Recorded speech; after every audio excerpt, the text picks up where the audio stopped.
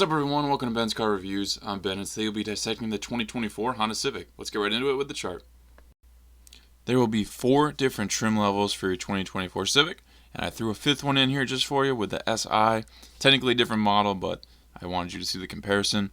LX, Sport, EX, and Touring are the core 4 for this, ranging from prices nearly $24,000 all the way up to about $30,500.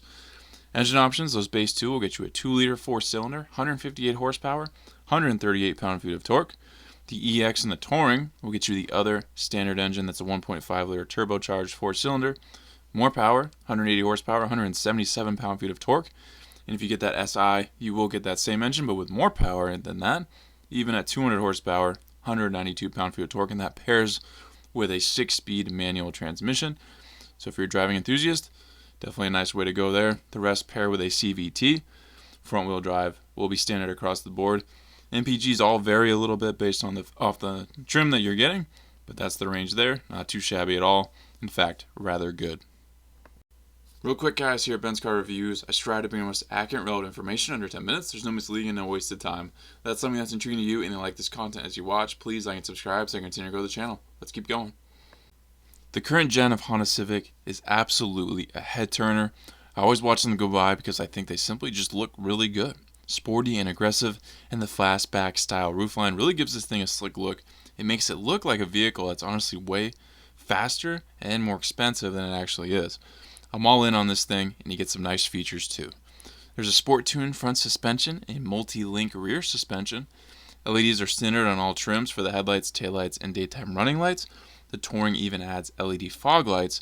I personally love the blacked out look you can get on the headlights, depending which trim you get. There are many color options and a good variety. I'm a big fan of the red. All these trims have similar looks to each other, but obviously the big difference is going to come from the wheel designs, which is nice to see. 16-inch wheels on the LX. Sport offers 18-inch gloss black wheels with a great design.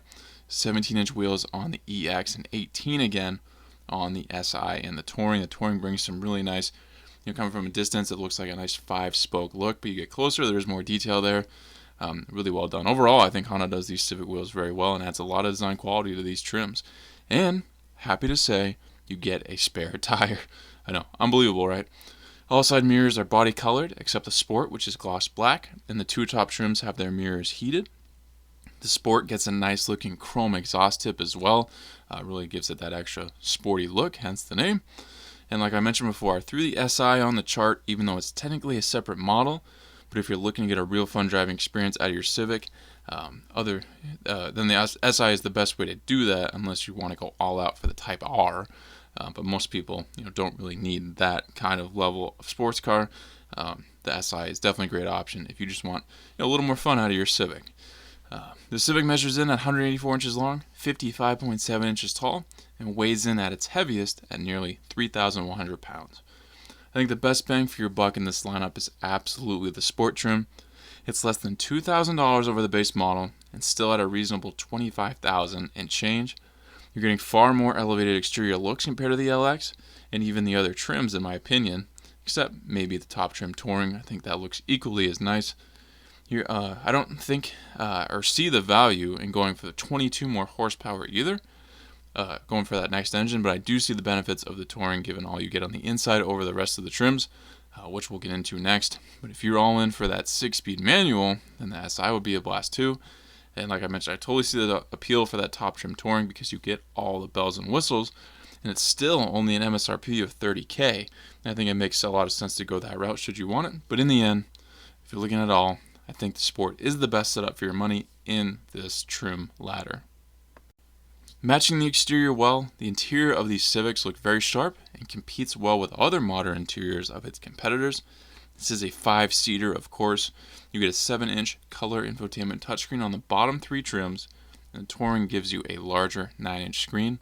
It's a 10.2-inch digital gauge cluster available also. Apple CarPlay, Android Auto capability. Wireless is standard on the Touring. There's a power moonroof standard on the EX and Touring. LX comes with 4 speakers. Sport and EX have 8, and the Touring has the Bose 12-speaker premium audio system. Heated seats on the top 2 trims, and the Touring gets leather seats also. There's a leather-wrapped steering wheel and shift knob on the top 3 trims, dual-zone automatic climate control, is only on the top two trims, which I have to say that is actually annoying to not have, because somehow my base model Dodge Challenger, which is a $40,000 vehicle, doesn't have this either, and it's a real pain to adjust the temperatures separately. So believe it or not, that's actually a knock here. I wish that was standard. Wireless charger on the Touring only. Max cargo volume is 14.8 cubic feet. Honda Safety Sense is standard, which gives a host of driver's assist, safety and technology features, and more beyond if you want to option higher on the trims. Overall, I think this design is pretty, lackluster in terms of standard features, but the design is well done, and I think it helps overshadow maybe how little amenities you're getting. Granted, it has everything you need. It's just not the luxury versions of those things. But that's not the purpose of the car anyway.